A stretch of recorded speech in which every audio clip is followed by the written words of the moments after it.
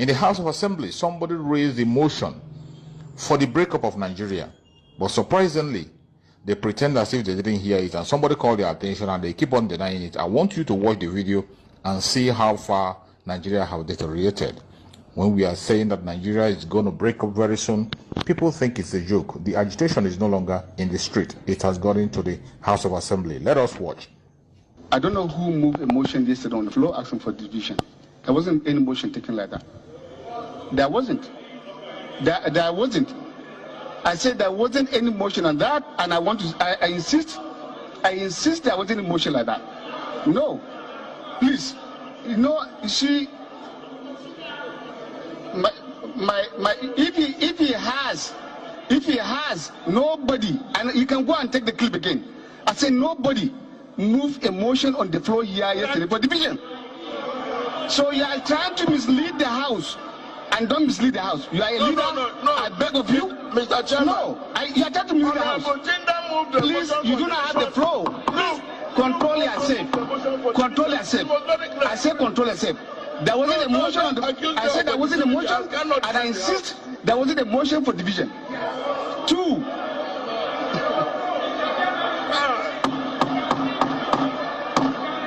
Well, I don't want you to repeat it again because that was the position. He is saying that, Boma, I want you to be guided. We have our rules here. You do not have that power. I'm guiding you.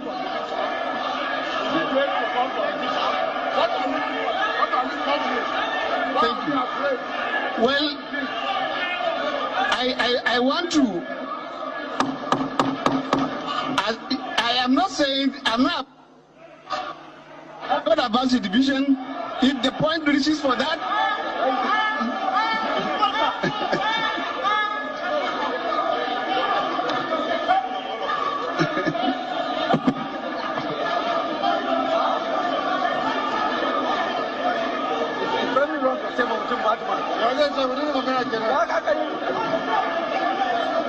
Point of order.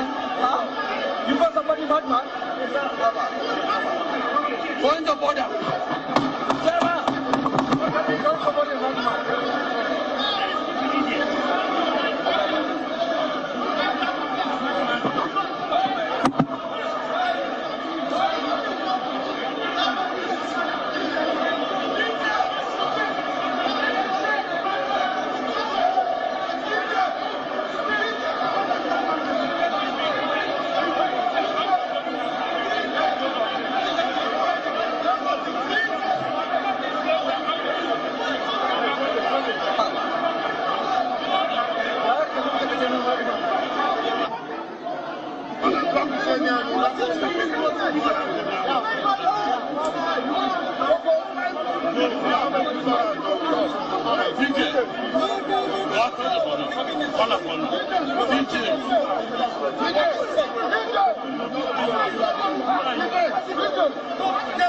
Whenever I say you are this satellite media, let us, Mr. Arafumbechi, let us examine what is happening in the House. It looks as if the spirit and the power of Nnamdi and Samalepa have infected the House. Because for the first time we are seeing deliberation, even if they are denying it, that Nigeria should break up in the House of Rep. Yeah, this integration of Nigeria is no longer a strange thing, you know. It's become a household story. I mean, it is all over the country. Too much agitation for breakup or disintegration of Nigeria from the mid-belt to the core north. It is the household story because the Hausa locals in the north, they are tired of Fulani, you know, tight-handedness, Fulani, supremacism, Fulani, you know, hegemony, exploitation, at least oppressing the people of that land, which is why disintegration and the breaking up of Nigeria is now trending in the House. It is a common thing for anybody to bring up the debate in the House. It is no longer a strange thing and it's no longer a crime. But let me tell you, the reason why they don't want to touch it is that breaking of Nigeria into pieces is actually coming together of the whole country to profile solution. If they try debate it in the House, I think Nigeria will at least get it right this time. Because let me tell you, the people in the House there, They don't want to touch that subject matter, that theme at all, because they know that once it happens, what they are benefiting will what? Elude them. They will never get the money. They will never get their, what do you call it, succulent, large salaries that go into their account monthly will be denied. Do you know why? I don't think there's anybody in this life that they pour sugar or honey into his mouth that will throw it away. These are the kind of senators, the crops of senators we have in the house there. There are people that are bent on what? Greed. They don't care. Greed. When the citizens are dying. Greed. When not all the regions, all the tribes and the ethnicities in Nigeria are satisfied with the current administration, with the current, our leadership is being run or managed in Nigeria. Leadership in Nigeria is favoring some persons from a region where Tinubu comes from now. They are the highest people in the government benefiting. When Buhari was there, from the region where Buhari comes from, they are the highest people in government there, benefiting from government. Every political appointment we are giving to them because they are Fulani. And Fulani are minority in Nigeria, but Buhari promoted Fulani to the highest level. Nobody is talking that one. When Fulani are strangers in Nigeria, they turn their back on history because they don't want to know where they come from. Once upon a time, a minister of education in Nigeria was Adamu. Adamu is a Fulani man. A man that I can assure you that he was certificateless. They could not screen him well because that man is not meant to fill that gap. Minister of Education, Adamu is not supposed, but Buhari made him a Minister of Education. See, let me tell you, that is what is going on. If you bring up breaking up of Nigeria or division or regionalism in the house there, they will spank on it because they are all beneficiaries of illegal administration. Current administration is illegal going on. They are what? Siphoning money, bagging out money in Ghana must go, feeding fats on Nigeria public funds. That's it. Somebody has said that there is nothing sacrosanct about Nigeria to the extent that when you look at unifying factors by providence, I'm talking about culture, language, that Nigeria is a country created by providence, by God, to be different people. But Igbos have their distinct language, as have their distinct language and culture. The same thing with Yoruba. What do you have to say about it? Let me tell you, it's a country that was not meant to be together since 1960. It was obvious that even Freddie Lugard, Lord Lugard and his wife Florence, they did not give it Nigeria so that Nigeria will be an entity. They give it Niger area. Niger area meaning the ethnicities, tribes, languages, people, particular people inhabiting, that is living. I don't know what I understand my English. Living along the Niger River Niger. I don't know what I understand. It starts from the tributaries. That's from Port Harcourt up to Sokoto. From Sokoto to where? Senegambia, where River Niger come from. All these people are different tribes. I listen to me. So after the independence, everybody should have gone their own separate way. But we found out that after independence, I don't know what happened. Even the man that signed the amalgamation of North and South, we could not know him.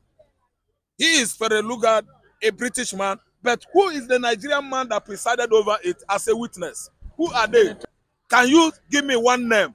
Pretend just come here, form this kind of incomplete, let me say, unhealthy contraption, and at least went back and start remoting it, benefiting from each and every administration that comes and go. Britain is in charge. Because every administration that comes and go, that person that won election, though they know he rigs, though they know such a person rig himself in, they do what? They will not correct the anomalies or bring solution. This is how it should be done. You lost an election, you rig yourself in, this is the person that won. Go, we don't want you. Like, they will leave you there. What they will do is that they will go back to Britain, call him up, they will discuss and decide Nigerian destiny, how to run the government to benefit them. So in a trending video, a Yoruba man have said that, of course, he's challenging the amalgamation of Nigeria. Yes. I fought the Fulani that they have unduly benefited from Nigeria, yes, and that, as we speak, that they are the major problem of Nigeria. Yeah, the Nigerian problem we have today is Fulani man from Sahel countries. Fulani man is from Putajelo Highland, Senegambia, Mali. I name them often and often. Even there are Fulanis in Chad. southern Algeria, southern Morocco, southern Libya, even in Sudan. They come as far as Sudan. I don't know what to understand. And they are strangers in our land. They are the ones that have come with Islamic ideology and suppress the original owners of the land, which are the Hausas. I don't understand. So they connote most of the problem we have in Nigeria. Ethnic, religious, name them, Fulanis are found guilty of all these criminalities in Nigeria. Look at presently, farmers cannot cultivate in their farmland again. Fulani man. Fulani herdsmen, they are now a terrorist group, menacing, encroaching across Nigerian region, both north, mid-north, west, midwest, southeast, the people that call themselves south-south. Okay, let me tell you, Fulani is the problem we have, and they are the minority in Nigeria. Buhari has come and gave these people the kind of privileges that not even Hausa man, the original owner of the north, has ever gotten or benefited. Igbo man that comes a long way, they are now slaves and the minority. See, let me tell you, they should discuss amalgamation of Nigeria. Nigeria, let us start by the north should be on their own. Let south be on their own first, before we can talk about how we can at least demarcate the geographical land, geographical area, regions, and know how it is going to benefit everybody for possible coexistence of Nigerians. Let us look at this on the basis of insecurity in the country. Because personally, I had conversation with someone from Benue who told me that Fulani has chased away farming communities in Benue and that he buy food stuff from Lagos and sent to his village. And we are talking about food inflation. Is it that this president does not have the capacity to address it? Tinubu did not come to fight insecurity. It is laughable, and you can see me laughing.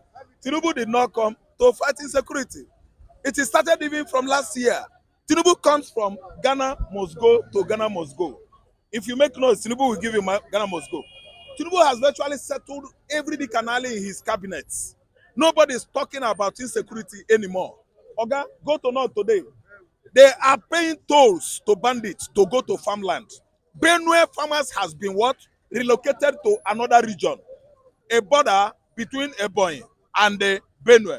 A border between Cross River and Benue. That's where Benue farmers are farming nowadays. Most of their people that are living in the farmland are living along the border of Ebonyi and Benue, where is more what? Secured than their original farmland.